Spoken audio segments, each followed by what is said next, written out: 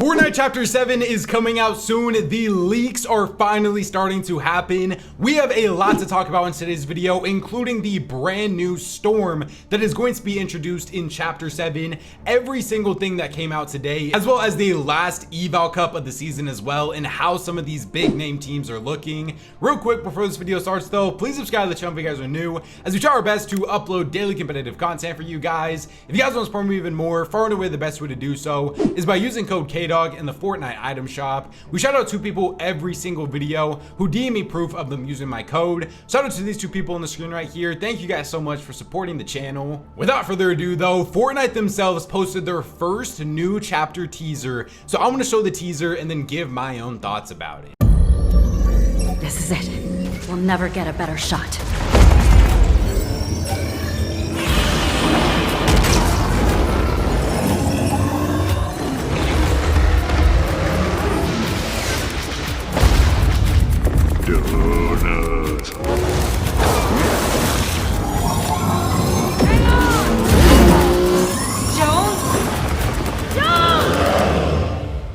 Now, I can't lie, I don't really know what's going on in this, but you can't tell me that this teaser doesn't get you hype. We see so many different content creators like Courage JD and Typical Gamer saying that the old epic games are back, and this is what they wanted for the storyline and just the hype and the build up for Chapter 7. We talked about this in yesterday's video, but this event should be huge. They literally have people that are going to be play testing the servers to make sure that the whole entire game isn't gonna like crash because of how big this event should be. And literally just from this teaser right here, you guys can probably tell how massive this is about to be. There's supposed to be Titans and all of the other like huge collabs they've done with like Godzilla, King Kong, Megazord, Giant Homer, Star Wars, Kill Bill. I'll show a picture up on the screen of the dark presence that we're going to be fighting. I'm assuming that this thing, along with probably like Godzilla and Kong, are going to just absolutely destroy the map we're on right now and bring us into the Chapter 7 map. We also do have our first look at some of the POIs on the Chapter 7 map. It looks like the desert biome that they are going to be having.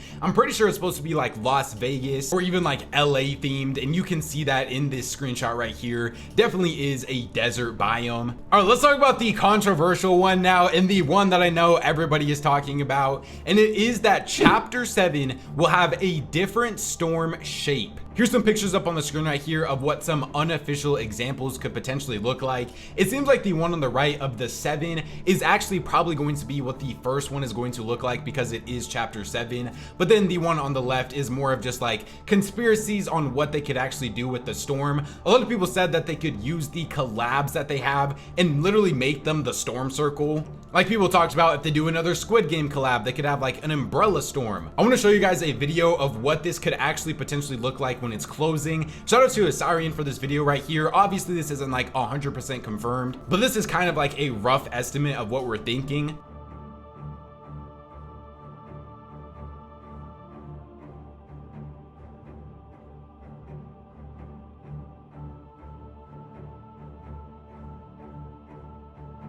Now, is this going to completely change the game for competitive? Yes, obviously, 100%. Do I hate it? Not necessarily. I'm the type of person that, you know, I want to see how it's going to play out first before I start hating on it. I see a lot of people in the comments saying that this is like a super dumb change and a useless change that nobody asked for. But Fortnite is always a game that adapts to new things and at least tries them out. And I know that the Storm Circle has been such an iconic thing in the game for almost a decade at this point. But there's always got to be some new big change every single chapter, and it looks like this is what it's going to be. This is going to completely change how people rotate, what their loot paths look like, and there is going to be so many new strategies that come from this. The skill gap is just getting even higher now. It seemed like towards the end of it, it did go back to a circle eventually for the couple final closing zones. So I'm curious on how that is actually going to look. And obviously we don't even have any confirmation if this is actually in competitive or not, but let me know what you guys think about it in the comments below. I kind of like it so far. Let's talk about now the Eval Cup, and I'm just going to show you guys the map on NA of everybody that qualified instead of like going over the open, since there was a lot of super big names that didn't even end up playing today. Like Clicks didn't play, Peterbot didn't play, Cole didn't play, Adrian didn't play, all those people didn't play. We did have some big names qualify for the finals though, like Josh and Iamzo, of course. Probably been our best duo of this entire Simpson season on NA. Epic Will and Pump qualified down here. Acorn and Bolts were able to qualify as well. well. Still super cool to see them playing together. Visuals and braids down here. Higgs ended up playing with Oliver OG today, so if you guys are wondering who did Higgs play with, he ended up playing with Oliver. iDrop and Sky played and they landed up here. But yeah, let's actually move on to how the finals for this tournament went now. Now in the finals, who else would finish in first place besides our best NA duo this season of Josh and Yamzo? They have won yet another Eval Cup finals game, getting a 5 elimination win in the first game of the day. Unfortunately this week, they were only able to win 1 game this week, but after that, they still got a 6 elim 3rd, 3 elim 13th, and a 2 elim 11th. I'm very excited to see what these guys are going to do in chapter 7. I would have to assume they should be 100% sticking together going into the future now as well. Second place was Acorn and Bolts. They only were able to load in to 3 total matches today and only really had 1 good game, but I think this was their first win of the season and they got a 10 elim win in their second game of the day. I would still say probably overall Acorn and Bolts were the best duo in this lobby, but Josh and Yamzo are making a real argument for being right there. Third place was Troyer in Next. They won the last game of the day with a 7 elim win. And then the duo that won game number 2 in 4th place is actually an EU player of Wurex in Nokif. They got a 6 elim win, so huge shout out to these guys. EU getting a win on NA once again. 5th place was Ozone in Chance. 6th place was Epicwell and Pump. They were super close to winning multiple games today with a 4 elim second and a 10 elim second in their last game of the day. 7th place was Oliver OG in Higgs. I'm pretty sure they were able to win a game last season when Oliver OG had to fill in for Clicks, but this week they were not able to get any wins, getting back-to-back 7th places and a 3rd place in the last game of the day. 8th place was Golden, 9th was Listen, and then 10th was Kiki. I forgot to mention it earlier, but we did also see Ritual and Poyo play in this tournament today, but unfortunately they were not able to make it to the finals. Here are some of our big names Asarian stats from today. Josh and Yamzo finished with the exact same amount of elims, but of course the Fragger Josh finished with more damage to players and a higher damage ratio. For Acorn and Bolts, they were also relatively even too. 6 elims for Bolts, 4 for Acorn, 1600 damage for Acorn, and a 1.66 damage ratio for Bolts. And then here's also like Oliver OG and Higgs as well. Pretty even stats for all of our super big name teams. Let's actually move on to how EU went now. Now also on EU, we're just gonna use the map here, go over the big names that were able to make it and where they ended up landing at, and the people that were contested too. iDrop and Marius were able to make the finals. They had an insane finals and we'll talk about it. Alba right here, the best female player in the entire world, made the finals. We also had other big names like Vico and Malibuca. They were contested unfortunately. In a couple of games they weren't even able to actually get into. Darm and Demas were basically splitting with their squad of Hari and Cammy. Walks and Pix ended up playing today. I'm not sure if this is the first tournament that Walks and Pix have actually played together yet, but we know that both Walks and Pixie have been looking for a new duo. Pixie's been playing tournaments with Swizzy, and then Walks is ending up playing with Pix today. Interested to see on how official these teams are actually going to be going into chapter 7 in a couple of weeks now. Chap and Flixie finally were able to qualify for a finals together. Haven't really got to see much of them at all this season. Another big name that didn't qualify for the finals that we really haven't got to see that was super good last season in duos is actually Shark and Teeny. I feel like Chat Flixie, Shark, Teeny, all of these super good duos from last season really ghosted this season. Obviously, of course, we also didn't have any like Mr. Savage and Yapko or Mongrel and Mixin,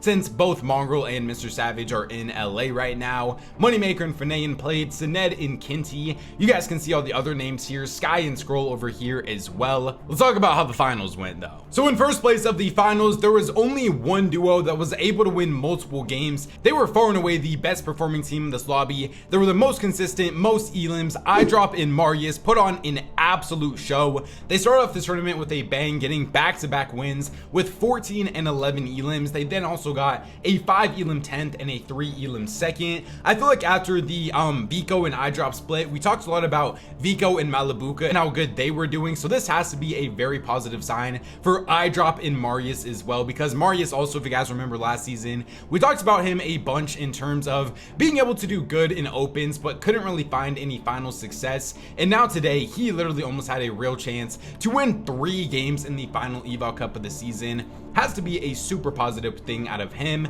Second place is Ricky and Zangi. They were also super consistent, winning the third game of the day, and before that they got a 7 elim 5th and a 6 elim 3rd. Very nice performance out of them. Third place, the last duo that got a win, literally winning the last game, was Darkos and Minori. They got a 4 elim win in the final game of the day. We did see some other big names be able to perform pretty well today. Fourth place was Chap and Flixie, and this duo, I won't lie to you guys, they basically just been W king every single tournament that they played this season. They didn't get a single game inside of the top 10, but they finished with the third most elims in this tournament with 21 total elims. Literally their best game of the day was probably like a 4 elim 15th or an 11 elim 21st. Still though, this duo showed flashes of what they could do last season. I'm excited to see what they can actually do in chapter 7. Fifth place is Vico in Malibuca. They had a problem not being able to load into one game, died one game off spawn, but they still were able to get a 2 elim 35th, 5 elim 11th, 6 elim 2nd to conclude the tournament. Also very positive about this duo's future outlook. Sixth place is Akira in Karama,